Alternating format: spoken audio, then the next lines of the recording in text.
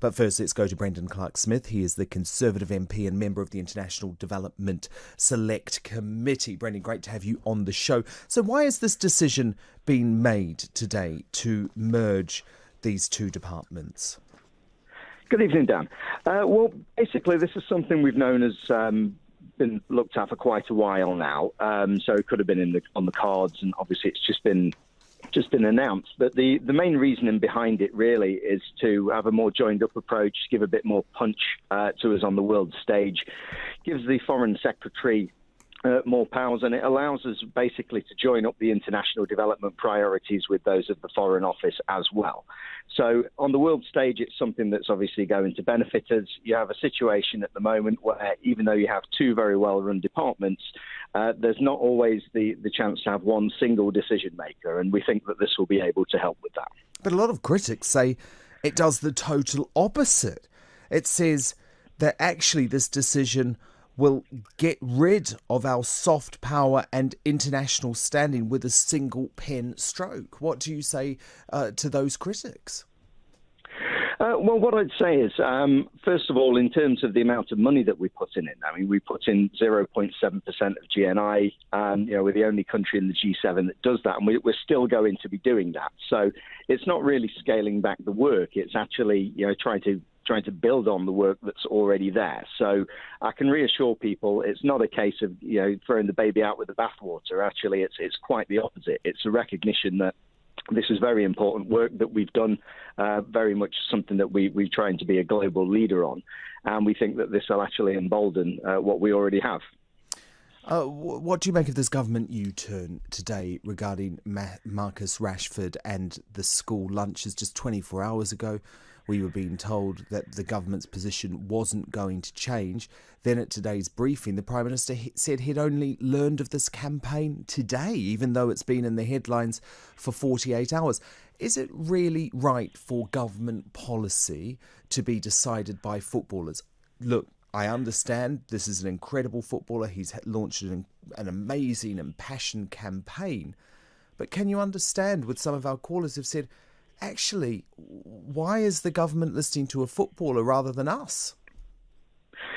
Well, I think the thing is, Dan, this isn't really a U-turn as such in the sense that the holiday vouchers, it's not something that's ever been done before. We've already given the vouchers out during the other holidays that we've had, and we think over this summer period and with Mr. Rashford's campaign as well, we know parents are going through a tough time at the moment. We've had lots of people who've had to go on universal credit because they've lost their jobs, the ones who maybe couldn't be furloughed. We think this is a direct way of helping them out. But the government wouldn't have done this without Marcus Rashford's campaign. I mean, the Prime Minister acknowledged that in the briefing today. He actually congratulated Marcus Rashford and said, I think it's the right thing to do. But there's no way these vouchers would have been in place over the summer holidays if Marcus Rashford hadn't launched this campaign, right? Well, we were investing some money anyway, so I think things such as holiday clubs, we were helping local authorities out to target some of the most vulnerable families. So that it is part of a bigger overarching plan. And yes, you're right, specifically the vouchers scheme. That is something that, the Prime Minister's prepared to listen. Have you been inspired by Marcus Rashford's campaign? I have, and obviously he knows what he's talking about. He's come from a deprived background himself, done very well for himself. I grew up on the largest council estate in Europe myself. So I can appreciate this. I'm a former head teacher, and I've seen some terrible poverty, and in some cases with children, the free school meals is the only meal that they actually get. So, yeah, I fully appreciate that, and he's made a really positive contribution. I read his letter that he sent us all yesterday, really, really heartfelt. And not everyone's happy about it, and I know that we're spending a lot of money at the moment, but of course this is the benefit of kids. It's not a permanent thing. It's why we're going through this pandemic, and hopefully from September we'll be having kids going back to school and we can try and get back to something resembling normal. Well, no, you're never going to please everyone, but I'm sure this is a pretty popular decision. Look, just finally, lots of criticism today about Munira Mirza, Boris Johnson's advisor at Number 10, and her role in this new Racial Inequalities Commission. Why is this talented, successful BAME woman being attacked? I don't understand it. Do you have any idea what's behind these attacks? Is she threatening to the left because she doesn't necessarily share their political ideology?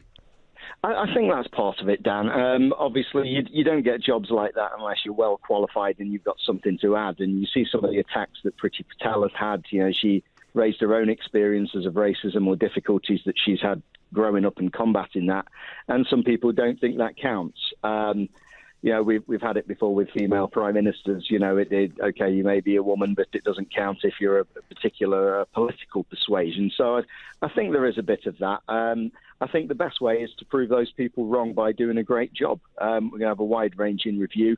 Obviously, you know, there's a lot of tensions at the moment with what happened in the United States, but then there's also other things that we're going to look at. I mean, for example, going back to schools, we're looking at the attainment levels of white working-class boys. That's something that we've never done before. So it's a wide spectrum. It's very important that it covers all of these issues. Brendan Clarke-Smith, Conservative MP, member of the International Development Select Committee, thank you so much for being here. Well, one of